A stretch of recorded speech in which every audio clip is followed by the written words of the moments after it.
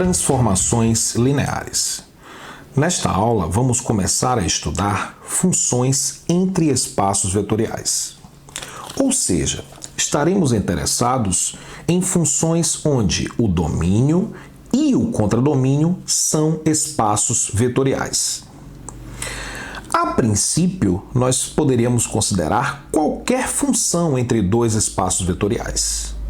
Entretanto, a álgebra linear se ocupa do estudo de um tipo bem específico de função entre espaços vetoriais, que é aquela que nós pretendemos chamar de transformação linear. Para que você tenha uma ideia desse tipo, lembre-se que, neste contexto, U e V não são simples conjuntos, são conjuntos munidos de uma estrutura algébrica, a estrutura de espaço vetorial.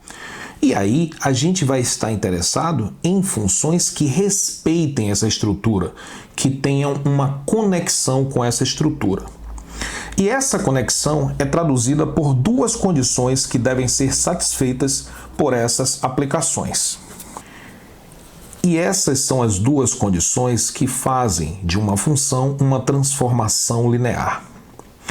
Para que uma aplicação entre dois espaços vetoriais seja uma transformação linear, essa aplicação deve preservar as duas operações de espaço vetorial, a soma e o produto por escalar. E o que significa preservar as operações? Significa que a imagem da soma de dois vetores é a soma das imagens desses vetores. A imagem de U mais V é a imagem de U mais a imagem de V. Além disso, a imagem de αU é alfa vezes a imagem de U.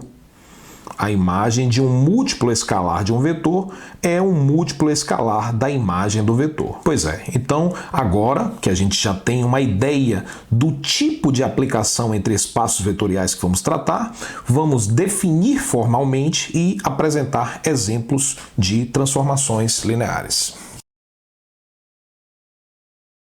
Definição. Sejam U e V dois espaços vetoriais. Uma transformação linear é uma função t de U em V que satisfaz 1. T de U mais V é igual a T de U mais T de V, quaisquer que sejam os vetores U e V em U. 2.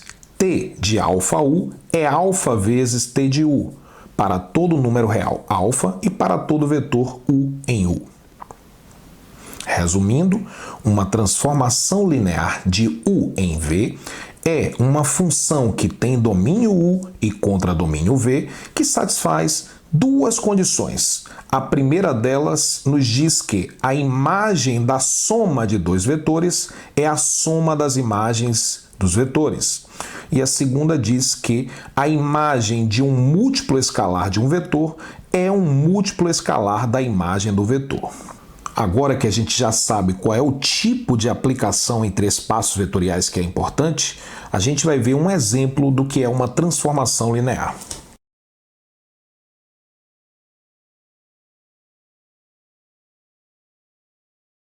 Exemplo. A aplicação T de R2 em R, definida por T de xy igual a 2x menos y, é uma transformação linear. Antes de mostrarmos que trata-se de uma transformação linear, vamos entender o que essa função faz. É uma função entre dois espaços vetoriais. O espaço de partida é o R2, então ela trabalha com vetores no plano. E aí, quando você realiza essa operação proposta pela lei de definição, você vai encontrar um número real. Lembrando que R também é um espaço vetorial. Então, trata-se de uma aplicação entre dois espaços vetoriais do plano na reta, do R2 em R. E o que é que ela faz? Ela pega um vetor xy e transforma em um número real. E esse número real vai ser o dobro do x menos o y. Ok? Então, essa é a lei de definição. Agora sim, vamos mostrar que trata-se de uma transformação linear. Temos que verificar duas condições. A primeira delas é que T de U mais V tem que ser T de U mais T de V.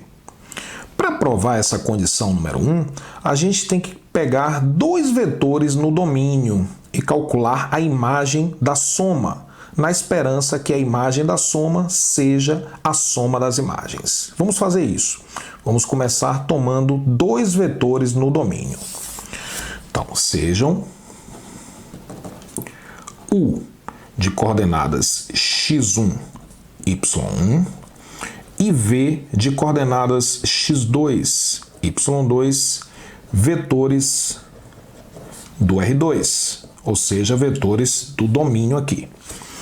Agora, vamos calcular a imagem da soma. Então, eu vou querer calcular aqui a imagem de U mais V. Então, a imagem de U mais V é a imagem, acompanha, não vou fazer nada. Eu apenas vou substituir U por x1, y1, que é o primeiro vetor. x1, y1 mais V. V é o vetor x2, y2. Pronto. Vou deixar aqui a transformação T para atuar daqui a pouco. E antes de considerar a transformação T, vamos resolver essa operação que surge aqui dentro desse par de parênteses. O que é que nós temos aí em destaque? Uma soma de vetores. Uma soma de vetores. E para somar vetores, basta somar x com x, y com y. Então isso daqui vai ficar x1 mais x2, fiz a primeira soma, vírgula, agora y com y, y1 mais y2. Pronto. Beleza. É claro que agora nós temos um novo vetor que também está no R2, e aqui você tem um novo x, é como se isso daqui fosse um novo x e aqui um novo y.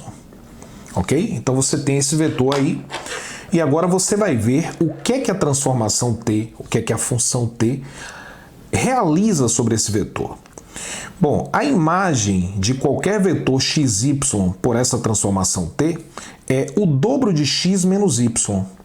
Então, para você encontrar a imagem, ou seja, o resultado dessa operação aqui, basta você dobrar esse x menos o y. Então, vamos fazer isso.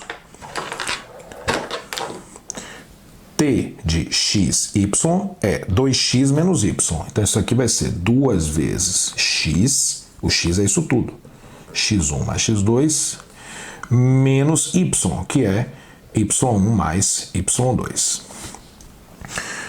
Beleza, então eu vou apenas reescrever o que a gente estava calculando no início, é t de u mais v, e a gente chegou a esse resultado, e agora é só uma questão de arrumação. A gente quer mostrar que t de u mais v é t de u mais t de v. Então vamos fazer essas contas aqui, bem naturais. Então eu vou fazer aqui, a gente vai obter 2x1 menos y1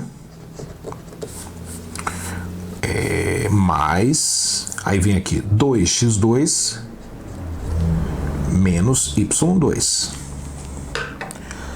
Pronto, nós acabamos de mostrar porque isso daqui que apareceu aqui é exatamente, isso daqui é t de u. Se você não conseguiu ver ainda, eu mostro daqui a pouquinho. E isso daqui é t de v. T de v. Então, eu acabei de mostrar que t de u mais v é igual a t de u mais t de v. Acabamos de mostrar a condição 1. Se você não viu, não conseguiu ver ainda essa parte, veja bem, o que é t de u? T de u. Vamos lá, o que é t de u? O vetor u a gente considerou como sendo x1, y1. Então, t de u é t de x1, y1. E isso daqui, de acordo com a lei de definição, para você achar a imagem de um vetor xy, é só fazer o dobro de x menos y. O dobro de x, 2x1, menos y. Então, 2x1 menos y1 é t de u, que é o que está aqui. De modo análogo, a gente consegue ver que isso daqui é t de v. Então, essa conta que a gente fez mostra que a imagem de u mais v é a imagem de u mais a imagem de v. E aí, a condição 1 está demonstrada. Falta agora a gente demonstrar a condição 2. Essa é a segunda parte da prova. Vamos fazer agora. Então, devemos mostrar que a imagem de alfa vezes U é igual a alfa vezes a imagem de U, ok? Bom, agora, como nós temos aqui um único vetor que é U, não há mais a necessidade de trabalhar com x1, y1, x2, y2. Eu vou admitir que esse vetor U tem coordenadas xy. E vou colocar aqui sejam U igual a xy, um vetor do R2, e alfa um número real. Ok? Beleza. Então vamos fazer o seguinte, T de alfa U. O que é T de alfa U? Isso daqui vai ser T de alfa vezes o que é o vetor U, por hipótese, é o vetor xy. Antes de aplicar a transformação, convém a gente realizar essa operação que está aqui dentro desse par de parênteses mais externo aí. Então, isso daí vai ser T de alfa vezes x é alfa x, vírgula, alfa vezes y, alfa y. E aqui, se você pensar bem, isso daqui é como se fosse um novo x e aqui um novo y. E aí vamos lembrar o que é que a transformação faz com um par xy. A imagem de xy, segundo essa aplicação, é o dobro de x menos y.